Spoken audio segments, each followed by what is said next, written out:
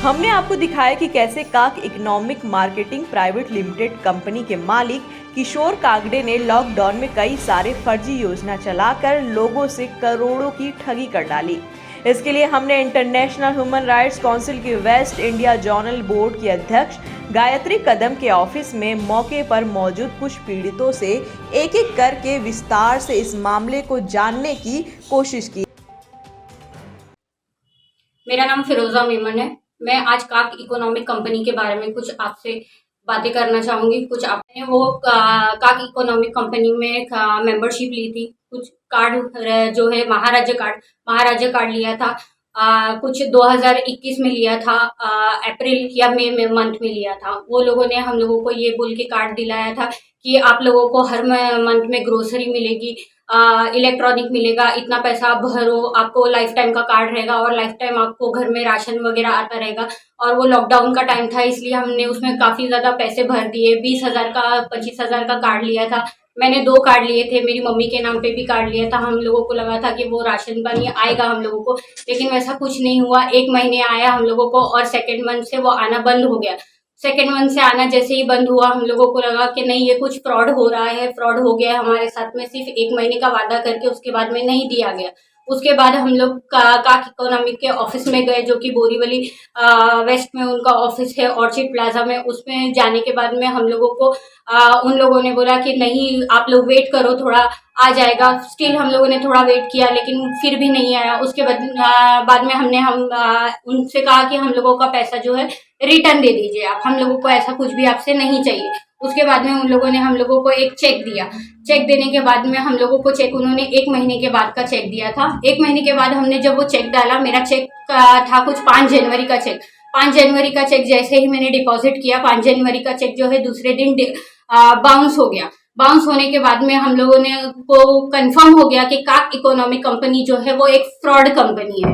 वो कंफर्म हम लोगों को उस वक्त हो गया। उसके बाद में हम लोग काफ़ी बड़ी बड़ी पार्टीज के पास में गए, काफ़ी राष्ट्रवादी पार्टियों के पास में हम लोग गए थे।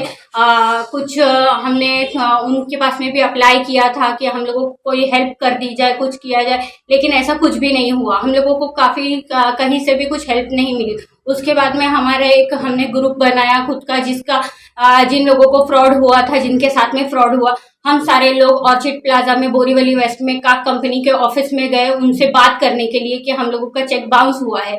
लेकिन उनके बाउंसर्स ने हम लोगों को ऊपर जाने की परमिशन नहीं दी। वो लोगों ने बाद में हम लोग जब जिद करने लगे कि हम लोगों को काक कंपनी के ओनर से, काकड़े से मिलना है, तो उनके बाउंसर्स ने हम लोगों पे हाथ उठाना चालू कर दिया। उन लोगों ने हम लेडीज लोगों को हाथ लगाना चालू कर दिया, धक्का मुक्की करने लगे। हमारे साथ में छोटे बच्चे थे, जेंट्स थे, लेडीज थे, सबको मारना चालू कर दिया। उसके बाद में एक अननोन पर्सन ने हम लोगों को बताया कि आप लोगों का काम, आप एक काम करिए, हम आपको बताते हैं सजेशन।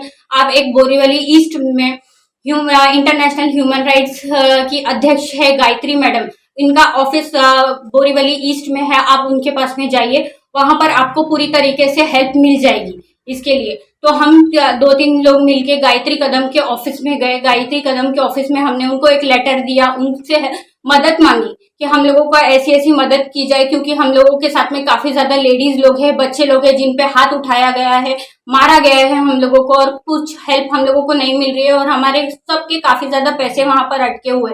किसी ने अपने दागिने गिरवी रख के पैसे लाए हैं, किसी ने अपने घर के पेपर कहीं पर रख के गिरवी लाए हैं, किसी ने दागिने बेच के लाए हैं। और बड़ी मुसीबतों से हम गरीब लोगों ने पैसे इकट्ठा किए हुए, हमने पैसे सारे इनमें डाल दिए, और ऐसे पैसे हम लोगों के इकट्ठा किए हुए सारे फ्रॉड में चले गए, जो कि काक इकोनॉमिक कंपनी ने हमारे साथ में फ्रॉड किया है।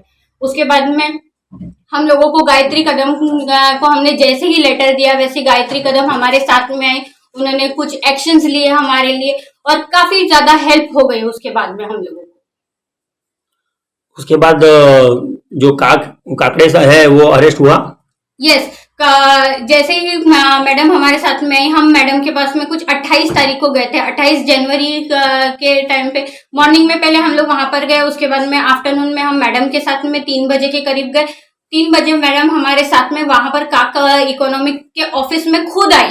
मैडम। और वहाँ पर मैडम साथ में थे तो उनके साथ कोई हाथापाई हुई या ऐसा कुछ हुआ? जरूर उनके साथ में भी हाथापाई होने लगी, उनको भी ऊपर जाने नहीं दे रहे थे। उसके बाउंसर तकरीबन 15 से 20 बाउंसर उस दिन थे जो कि हम लोगों को रोक रहे थे, मारने के लिए हाथ उठाया वो लोग ने। उसका वीडियो भी हमारे पास में है, हम लोग वीडियो भी आपको बहुत जल्द से जल्द शेयर कर देंगे।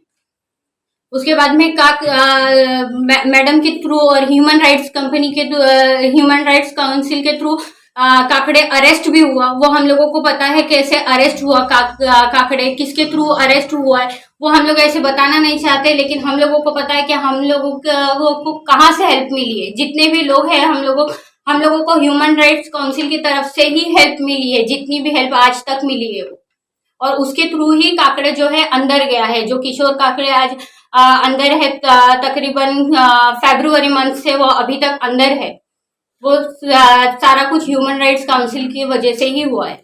और अभी वो जो काकड़े अरेस्ट हुआ है तो उसके बाद आप प्रशासन से न्याय के तौर पे क्या मांगना चाहते हो? न्याय के तौर पे हम एक तो हमारा पहले तो पैसा मांगना चाहेंगे कि जो हम लोगों का फ्रॉड में हम गरीबों का पैसा गया है वो फ्रॉड वाला पैसा जो है हम लोगों का जल्द से जल्द आ जाए, क्योंकि हमारी वो कमाई बहुत मुश्किल की कमाई है, हमारी सब मेहनत की कमाई है। तो हम लोगों की वो पहले तो कमाई आ जाए, उसके बाद में हम ये चाहेंगे कि वो उसको लाइफ टाइम की सजा हो, क्योंकि ये हमारे साथ में हुआ है, काफी गरीबों के साथ में हुआ है। हम तो मुंबई में रहने वाले लोग हैं, लेकिन काफी गांव के लोग हैं जहां पर उसने ट्रैक्टर दूंगा, मैं जमीन दूंगा करके लोगों ने अपनी जमीन गिरवी रख के उसको पैसा दिया है। वो गांव के गरीब लोगों को, कितने लोगों को लूटा है उसने। तो हम चाहते हैं ये हमारे साथ हो, लेकिन फ्यूचर में और किसी के साथ ना हो। तो हम प्रशासन से यही कहेंगे कि उसको सख्त से सख्त सजा दी जाए।